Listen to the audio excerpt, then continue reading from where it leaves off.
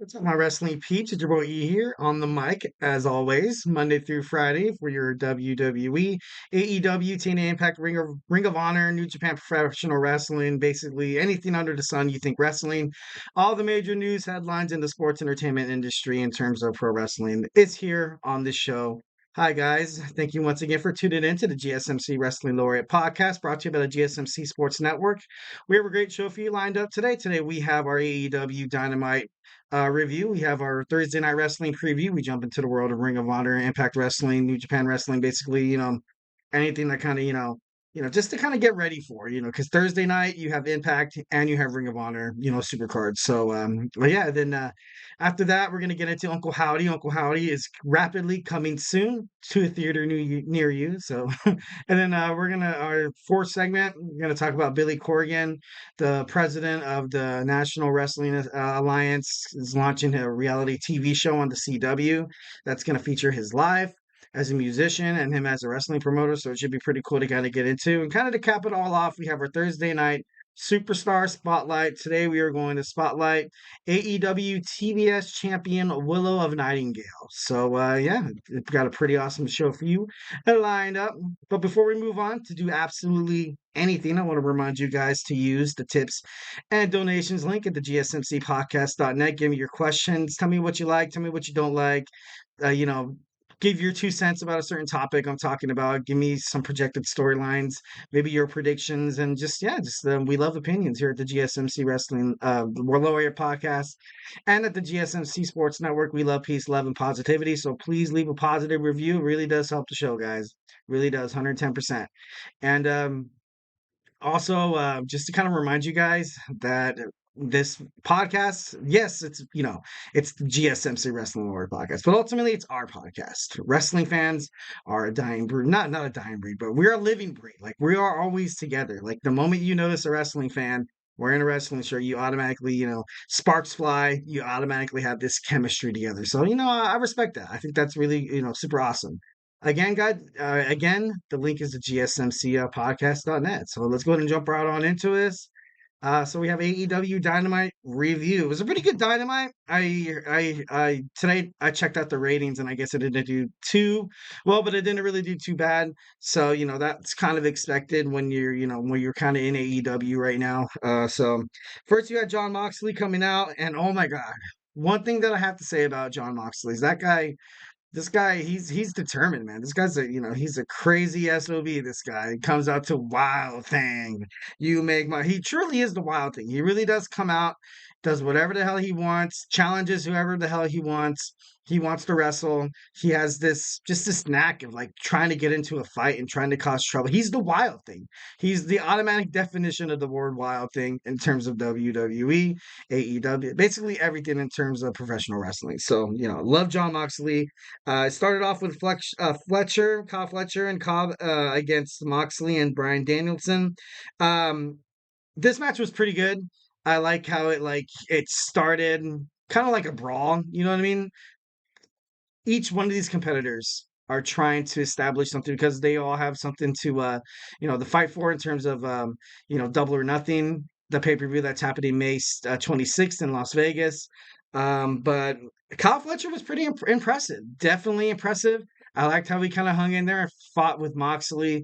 I like how he kind of was able to kind of manipulate the match a little bit. Like there was times where you thought Kyle Fletcher was going to get pinned.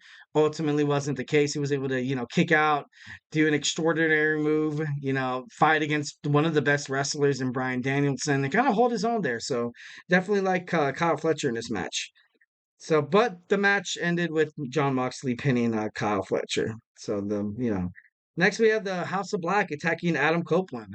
Adam Copeland trying to fight he's trying to fight this battle alone. You have Buddy Matthews, Aleister Black, Brody King. Like these guys are bad guys, man. These guys are huge individuals. They're very, very athletic. They obviously, they have that cynical kind of dark side of them, which is pretty badass. I like that. Like when wrestling does that, like kind of like the Undertaker's, their ministry and like Bray Wyatt and stuff like that. I don't know, it just makes things interesting. It's kind of cool to see, you know, like sometimes when you watch a pay-per-view and like you see the audience's reactions to some of the entrances or some of the stuff or some of the promos they cut, And then I don't know, it's just entertaining. You kind of can't help but to smile. So honestly, this I don't want to sound like a sick individual, but the way they took care of Adam Copeland today, it was it was pretty cool. And then Kyle O'Reilly, of course, bless his heart, he tried to come out and try to help Adam to no avail. Didn't really help out. He was knocked out by Malachi Black. So Malachi Black ultimately he accepted the challenge from Adam Copeland to fight him at Double or Nothing in a barbed wire steel cage match. I'm still wondering what that even means. I'm excited to see what's up with that. I'm excited to see, just gruesome fighting that you would see like ECW. Like it could be better. It could be, probably one of the best matches that you have on the main card heading toward May 26th. All right, and then next we have the Elite. Made their way up to New Japan Wrestling. They were actually in Ontario, California, at the Toyota Arena, which I will be graduating in this Saturday. So I'm pretty excited, absolutely pretty excited for that. But I saw it and I was like, dude, like I was that close. I wish I was going to go. I was going to go, but Saturday was pretty packed for me. It was pretty busy. My daughter had a dance, recital, dance competition. So I was like, all right, I got to go, drive all the way down to Fullerton. It was Mother's Day weekend. So I was stuck in traffic, just honking my horn. I was like, oh God, I could be watching wrestling right now. But no, it was, it was pretty cool. The Young Bucks are actually from Rancho Cucamonga. So that's like 45, like an hour away from me. I think that's pretty cool. So the Elite showed up in New Japan Wrestling, took out Eddie Kingston. Eddie Kingston is now out of the Anarchy in the Arena match at Double or Nothing. They have to find a new partner by the end of the night. Let's see if they do so. So you saw the Young Bucks against Matt Sydal and Christopher Daniels. Ultimately, the Young Bucks, they're doing what they're doing right now. They have full control of AEW, and they were able to win. They were able to beat Sydal and Daniels at the end of the match. The Fallen Angel, Christopher Daniels, after I think they said 25 years of wrestling or something like that, he was fired. Total kayfabe, I don't think he's actually fired, but the way they kind of did it, they kind of laid it out. He kind of had the crowd like kind of yearning for Christopher Daniels because he's a veteran. Like, you know what I mean? He's up there next to like AJ Styles, in terms of like TNA, Sting, Kurt Angle, the Monster Abyss, Jay Lethal, Austin Aries, Bobby Roode. When TNA was popping off, man, back in like uh, 2006, 2010, between 2006 and 2010, and it was it was pretty great. It was pretty cool. So the Young Bucks, they won. Christopher Daniels fired. But yeah. Next, you saw Tony Storm cut a pretty good promo. I don't know if that, this whole spiel about her like being this, back in, I think it's a European accent. I could be wrong. Don't quote me on this. But back in time, the timeless Tony Storm, just the way she cuts her promos, man. It's just when I'm watching it, I'm just amazed that she doesn't have any like vocalized pauses that I have all the time on my podcast.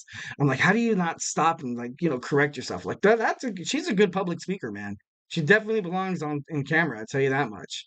I like to use the word like a lot and I'm just kidding. No, but like that's, total respect to Tony Storm. She cut a really badass promo, pretty legit, pretty awesome. So we saw the handsome devil Hook come back and return to AEW. It was a squash match against Sebastian Wolf. Um, he hit him with the red rum, got him to tap out, sending a message to Chris Jericho. At the end of the match, he got on the mic as he called out their learning tree, Chris Jericho. Jericho came out with Big Bill, which wasn't really good for Hook. So Jericho basically told Hook that day, like, yeah, you don't deserve a shot at my title. You just lost. You got to get in the back of the line just like everybody else, which is right, and that's to a certain extent. And then, Hook, he ultimately, I don't think he wanted to skip the line, but I'm kind of happy to see, like, I'm pretty sure it's going to be Big Bill and Hook for the qualification match to be able to fight Jericho. But I think Big Bill, like kind of like what Bray Wyatt did when he won the no when Randy Orton won the Royal Rumble, and he kind of made it seem to Bray Wyatt that he wasn't going to challenge for his title and that Wyatt was safe, and then he like kind of attacks him. But I don't know, that would be a huge kind of jump because you don't know what storyline that they're kind of holding for Big Bill. So I don't know if they're gonna like have him like turn his back on Jericho. I think it would be way too soon to kind of have that happen. Maybe like in the next like 6 months or something like that. Like that's when Big Bill can step out of the learning tree and be like, all right, Jericho, I want that FTW championship. So we have a qualifying match going to happen on I think Saturday Collision. I think it's going to happen on Collision. So yeah, something to look forward to. Next we have Swerve Strickland against Brian Cage, former buddies, Mogul Embassy members. I don't know, it was pretty crazy. It was an angry fight. That's something that I widely noticed, that these two guys were like totally trying to kill each other, like legitly. Like these two powerhouses too. These guys are huge, man. These guys are absolutely like these guys are monsters, man. Obviously within the AEW, World Heavyweights champion, of course, he's gonna be, pretty powerful. And it was an angry fight. At the end, it was kind of, you saw Swerve win, but ultimately, like, he didn't really win because he got attacked by patriarchy again. And it's just, I don't know, just going on and on and on. It's, pretty crazy.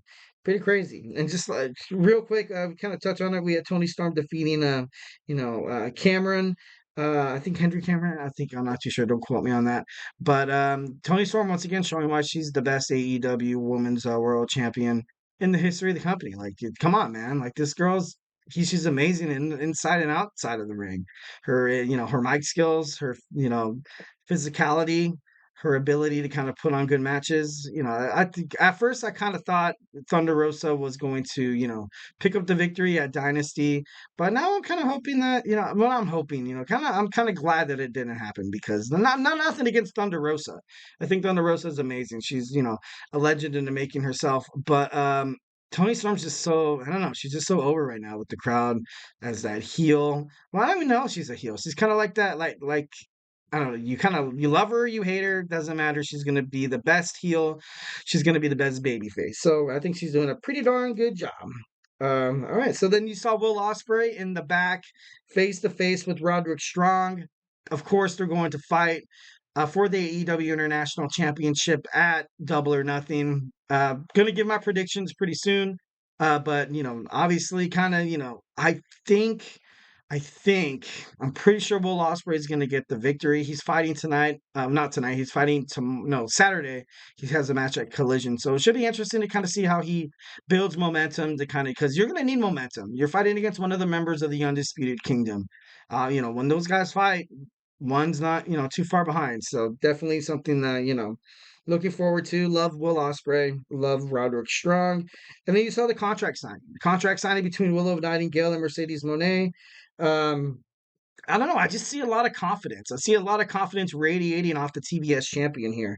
I don't see her losing this championship. And to be honest, if she does drop the belt to Mercedes Monet at Dynasty, I think it's a huge flipping mistake. Definitely 100%. Love how they brought Mercedes Monet to kind of put a band-aid over their viewership, like tankings. But you can't take the title off of someone like Willow. I'm sorry. You just can't just because you're trying to freaking sign one of the biggest wrestlers, give her a big contract and stuff like that. Yeah, that's cool. Yay, awesome, awesome. Like, but Sasha, no, Mercedes, she's just, I don't know. Like I said before in my last podcast, I feel like she just cut in the same promo after promo after promo. Is it on her? Partially. Is it on AEW? Partially too. I don't know why they waited this long to give her her first match. Maybe they were kind of giving her a little extra time with her foot injury and stuff like that, or perhaps setting up this Willow versus Mercedes rematch for a championship. So, and it should be interesting to kind of find out. And it was pretty crazy. Willow of Nightingale, she had some pretty good words.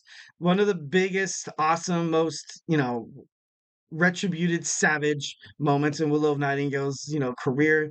She said, I walked out of, New Japan Wrestling, that event that they fought at where she broke her foot. She's like, I walked out the champion. You didn't even walk out at all. And everybody was like, oh, it was just so, I thought it was pretty cool. I thought, obviously, you don't want to make fun of someone like that, but come on, like that was pretty funny. That was pretty cool.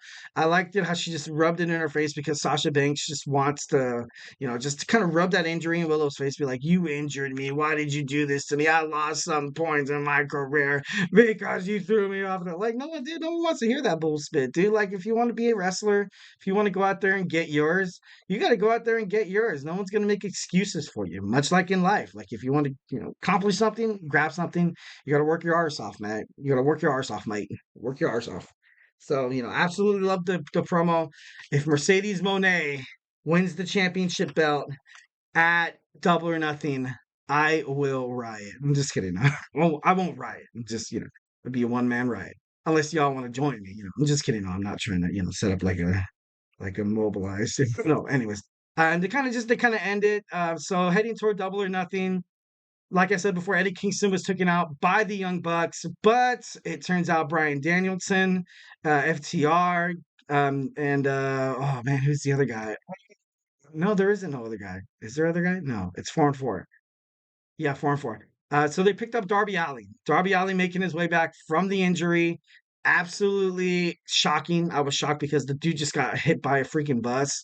He looked like, he looked like crap, man. He looked like it was like, dude, this guy was supposed to go up Mount Everest. He got injured wrestling with Sting in his last match. And then he was trying to make his way back into the ring. Dude gets hit by a bus skateboarding.